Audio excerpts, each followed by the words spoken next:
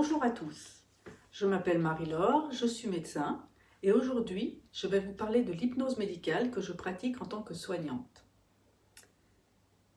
Vous vous interrogez peut-être légitimement sur l'intérêt de l'hypnose dans la préparation d'un concours ou d'un examen. Dans cette courte vidéo, j'aimerais vous faire comprendre en quoi l'hypnose peut vous aider pour résoudre votre stress, votre manque de confiance en vous, vos potentielles insomnies ou autres démotivations durant cette année de préparation de concours et bien sûr durant les épreuves elles-mêmes. Et vous verrez, en apprenant à la pratiquer, que l'hypnose peut être d'un grand secours pour bien se préparer à ces examens. Parce qu'elle vous aidera à aborder les épreuves, qu'elles soient écrites ou orales, de manière beaucoup plus sereine. Mais laissez-moi d'abord vous expliquer brièvement ce qu'est l'hypnose médicale et vous comprendrez comment ces pratiques peuvent vous aider. Avant tout, je souhaite cependant clarifier le cadre de mon exercice. En effet, quand on parle d'hypnose, on pense immédiatement hypnose de spectacle ou hypnose de rue, durant lesquelles des personnes semblent perdre le contrôle de leur psychisme et de leurs actions, et faire des choses qui les ridiculisent sur les commandes d'un hypnotiseur. L'hypnose médicale ne s'inscrit pas du tout dans ce registre-là. Il s'agit d'une pratique exercée par des soignants, par exemple des médecins, des infirmières, des kinésithérapeutes, dont le métier, c'est de s'occuper avec bienveillance des autres, de les soulager de leurs maux. L'hypnose médicale s'exerce dans ce contexte-là et s'accompagne donc d'une charte éthique vis-à-vis des patients et des personnes. Et pour vous rassurer encore davantage sur votre état au cours d'une séance, sachez que vous resterez conscient de tout ce qui se passe autour de vous, même si votre attention sera très focalisée. Et sachez aussi qu'à tout moment, vous pourrez interrompre l'expérience. Ces principes éthiques me paraissaient vraiment primordiaux à souligner. Mais allons maintenant un peu plus loin et j'aimerais vous donner une définition simple de l'hypnose. On pourrait dire qu'il s'agit d'un état de conscience modifié, d'un état de conscience activé. C'est un état naturel de l'être humain que nous expérimentons tous plusieurs fois par jour.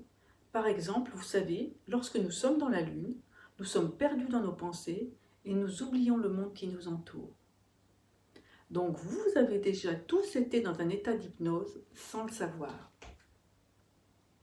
Et le but que je poursuis, c'est que vous puissiez reproduire à tout moment et de manière adéquate cet état d'hypnose. Vous savez aussi que l'hypnose est très utilisée dans les hôpitaux actuellement. Elle a donné lieu du coup à de nombreuses études scientifiques pour savoir comment elle fonctionne. Et ces études mettent en évidence que l'hypnose n'est pas un état identique au sommeil. Les ondes retrouvées sur les électroencéphalogrammes le prouvent. L'hypnose n'est pas non plus de la méditation. En effet, les IRM fonctionnels montrent l'activation neuronale d'autres voies que celle de la méditation et d'autres voies que celle de l'éveil. Cependant, il existe une activation très intense d'autres zones du cerveau, ce qui confirmerait le fait que sous hypnose, le cerveau ne perd pas le contrôle du corps. Et pour en revenir à une séance d'hypnose, la phase durant laquelle vous serez le plus focalisé s'appelle la transe hypnotique. C'est à ce moment-là qu'en cessant de vous concentrer sur tout ce qui vous entoure et en vous focalisant sur un point ou une sensation précise, vous glisserez progressivement vers vos perceptions intérieures. La réalité extérieure ne disparaîtra pas, une part de vous restera en éveil, mais l'essentiel de votre attention sera centré ailleurs. Et cet ailleurs, c'est le monde de vos perceptions. Cet état de focalisation et de transe permet ainsi d'accéder à des ressources propres à chacun, à trouver des solutions à des situations qui nous paraissaient insolvables. Et c'est à ce moment-là que moi j'interviens pour guider la personne en lien avec son besoin. Aujourd'hui, l'hypnose est largement utilisée par les sportifs de haut niveau.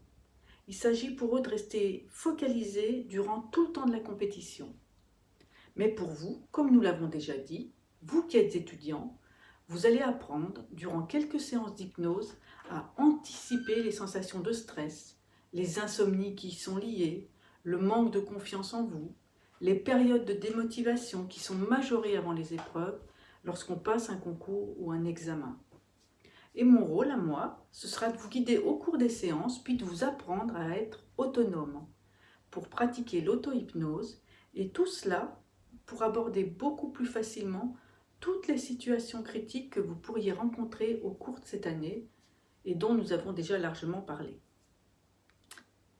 Et bien voilà, notre vidéo touche à sa fin.